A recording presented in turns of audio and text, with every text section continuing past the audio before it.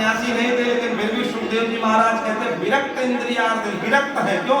इंद्रियों पर इनका पूर्ण अधिकार, स्पष्ट में है इंद्रिय, इसलिए विरक्त हो गए। लेकिन कृष्ण भगवान के चरणों के अनन्य आनंद सखा है। गरीबी है, लोग कहते सुदामा दरिद्र ब्राह्मण थे, लेकिन दरिद्र में और गरीब में बहुत अंतर है। आज गुरु शंकराचार्य जी ने पुस्तक लिखी है, प्रश्नोत्तरी, गीता प्रेस से छपती है, 2 रुपए 3 रुपए पुस्तक आती है। उसमें परिभाषा करते हुए उन्होंने लिखा है कि दरिद्र किसको कहते हैं और गरीब किसको कहते हैं। कहा कोवा दरिद्रो ही विशाल तृष्णा, कहा दरिद्र उसको कहा जाता है जिसकी तृष्णा समाप्त नहीं होती, और प्राप्त करने और मिलने की जो चाह बनी रहे, और मिल जाए और मिल जाए। संतोष जिसको नहीं है वो दुनिया का सबसे बड़ा दरिद्र आदमी है। और जिसके अंदर संतोष आ गया, जितना भगवान ने दिया उतने बहुत है, पर्याप्त है, अब उसी में प्रसन्नता पूर्वक जो जीवन जीता है, दुनिया का सबसे धनाढ्य आदमी वही है। तो सुदामा दरिद्र ब्राह्मण नहीं है, बड़े संतोषी हैं, जितना भगवान ने दिया उतने में प्रसन्न है। भगवान से मांगते नहीं प्रभु हमको और दे दो। इसलिए सुदामा सबसे धनाढ्य व्यक्ति है, क्योंकि गौ धन, गज धन, बाज धन और रतन धन खान, और जब आवे संतोष धन सब धन भूल।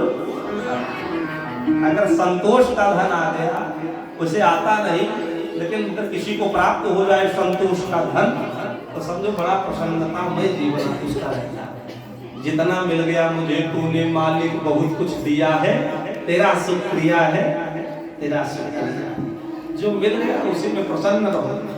और दूसरे की संपत्ति धन देख करके और मन में ईर्ष्या द्वेष उत्पन्न करोगे तो हृदय अशांत रहेगा, जीवन दुख में चला जाएगा। इसलिए खाना अपने ही परिश्रम पुरुषार्थ से है, पाना अपने ही कर्म कमाई का है, तो दूसरे को देख करके चिंतित न हो, भगवान पर भरोसा रखो, कर्म करते रहो, जो मिला है उसी में प्रसन्न रहो। यही सुख का मूल मंत्र है। सुदामा इसी का निर्वाह कर रहे हैं, गरीब भले हैं लेकिन किसी से कुछ मांगते नहीं। 4 बच्चे हैं, इनकी पत्नी का नाम सुशीला है, सुंदर शील गुणों से युक्त है। एक ही साड़ी उनके पास है, उसी को पहनती है, स्नान करती है, किसी तरीके से बदलती है, लेकिन कभी अपने पति से नहीं कहा प्राणनाथ मुझे दूसरी साड़ी ला कर, मुझे गहने ला करके दो। क्यों? क्योंकि पति की स्थिति देख रही है कि वो उस स्थिति में है नहीं कि उसको ला करके कुछ दे। पत्नियों को चाहिए पति की स्थिति और परिस्थिति देख करके ही डिमांड करें। अगर वो उस स्थिति परिस्थिति में नहीं है तो ऐसी बात नहीं कहनी चाहिए जिसको वो न पूरा कर पाए। सुशीला कभी अपने स्वामी से, कभी अपने पति से कभी कोई डिमांड नहीं। उसी गरीबी में 4 बच्चे हैं, भोजन घर में नहीं मिलता, कोई प्रेम से दे जाता, उसी को ग्रहण कर लेते हैं, लेकिन किसी से मांगते नहीं। बच्चे भूख के मारे कहते हैं माँ भूख लगी है, कुछ घर में हो भोजन को प्राप्त कराओ।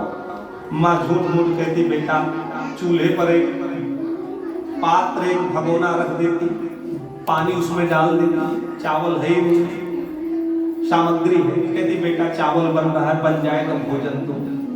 1 घंटा बीत जाए, बच्चे कहे माँ भूख लगी है, बस बेटा चावल बन गया, दाल बन जाए फिर भोजन दो। आधा 1 घंटा फिर बीत गया, माँ भूख लगी है, तब बच्चे माँ से कहे, माँ कहे बेटा ठीक दाल भी बन गया, चावल भी बन गया, रोटी बन जाए फिर तुमको भोजन दो। ऐसे होते करते 9 बज जाता,